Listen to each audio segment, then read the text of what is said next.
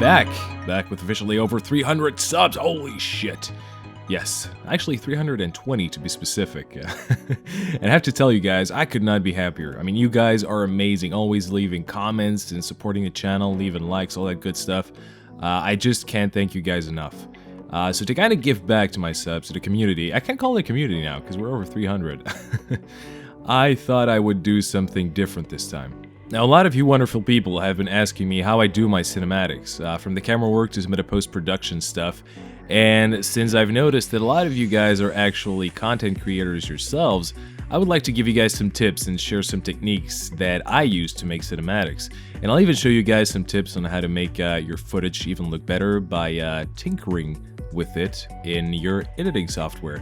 Now, I know all of my subs aren't actual content creators or YouTubers, but you might learn something from this, and who knows, maybe it will even motivate you to start making your own videos. That's actually how I got into YouTube myself. So, let's start off by taking a look at the spectator mode, because this is where all the magic happens. And let's start off by going over some of its controls. So here we are in the spectator mode. Now the first thing we're going to be doing, of course, is to get rid of this horrible HUD. Now there are two ways of doing this. You either press V, or if you have the waiting for player screen right in front of you, you can always type in this command right here. Boom, it's on the screen. UI.drawEnable space 0.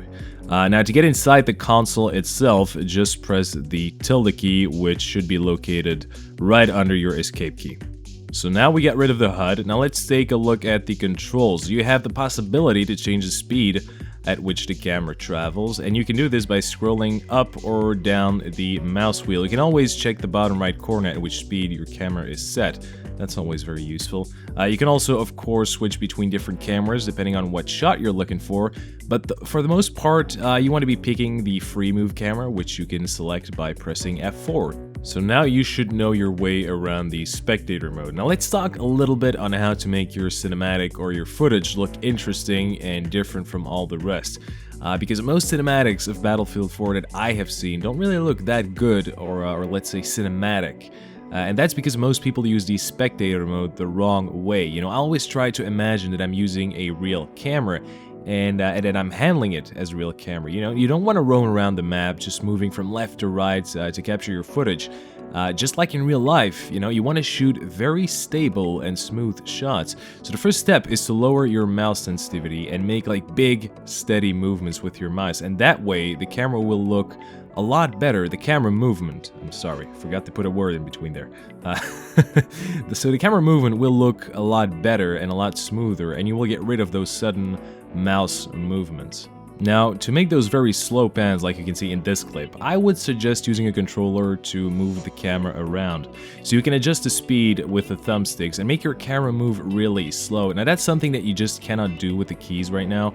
And what's also really useful with the controller is that you can smoothly change directions without the camera making any clunky movements, like sudden movements.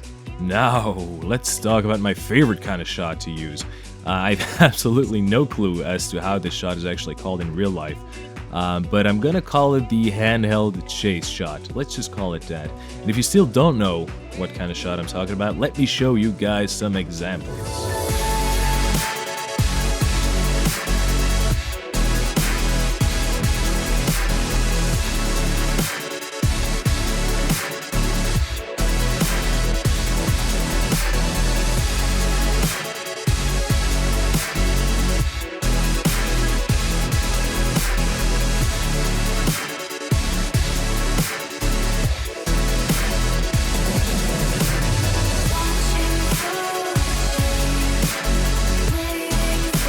So now that you all know what I mean, shots like that can really make your cinematic, and it's kind of become my signature shot in Battlefield 4, if you will. I haven't seen a lot of people use it properly. In fact, I don't think I've seen anyone really pulling this shot off well on YouTube. But no worries, good people. I am here to fix that and share my secret with you. As long as you refer to this shot as the Dolce shot and make me the most famous Battlefield 4 camera operator in history. And only then will you have my full permission to use this shot. Now let me show you guys how to actually pull this one off. Now, it's a hard one, but if you keep at it, you will master it in no time. Just practice, keep practicing. Now, there are two ways of doing this one. You can do it directly in the spectator mode while you're recording by moving the mouse around in a specific way, or you can always do it inside of your editing software like After Effects. But let's start off by showing you guys how to do it in the actual spectator mode. So, depending on what shot you're actually making, you need to set your camera at the correct height.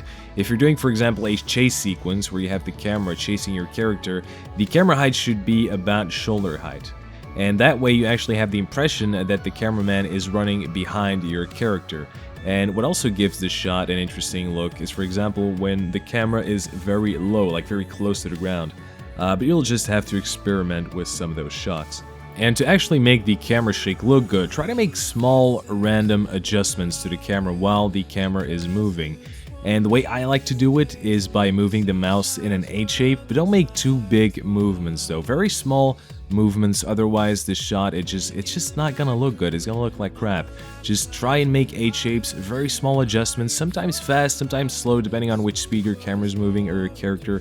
And your shot will look good. It will look good, my friend. Now, I ran into a little bit of a problem with my screen capture software, so I'm unable to actually show you guys how to add camera shake inside of After Effects, but I'll make a separate video tutorial if you guys want to see that. Just leave a comment down below. If you're interested, I'll upload it, no problem. But in the meantime, here is how it should look once you have applied the camera shake effect inside of After Effects. Now, what makes my cinematics look so fluid and smooth? Well, that's just the motion blur, you know? It makes everything look so good on video, in my opinion. I'm a big fan of it. However, in games, kill it with fire. Or you could also just disable it, whatever works for you.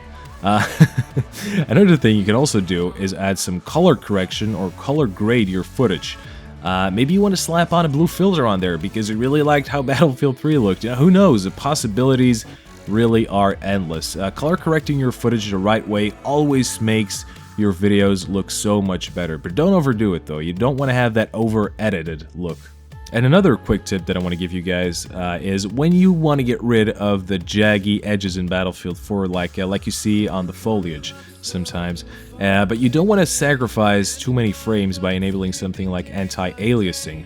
Just set your resolution scale up to 120, maybe 125, and turn the AA post-processing up to high or medium. Medium is actually good.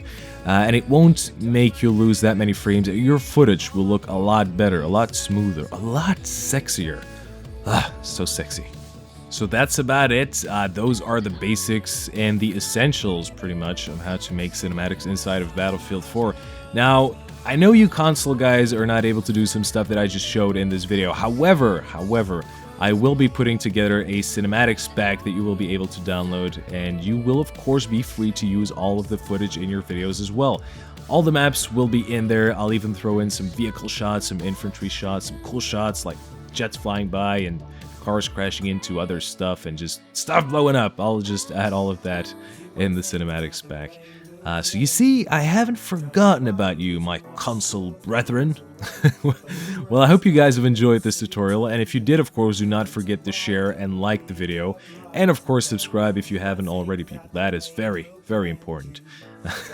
By the way, some good progress has been made on the Machinima series I've been working on. I'll be putting out a trailer pretty soon. So yeah, stick around for that. And if you wish to be up to date on the progress of the projects that I'm working on, you can always follow me on the Twitter. I am Dolce, and I'll see you in the next video.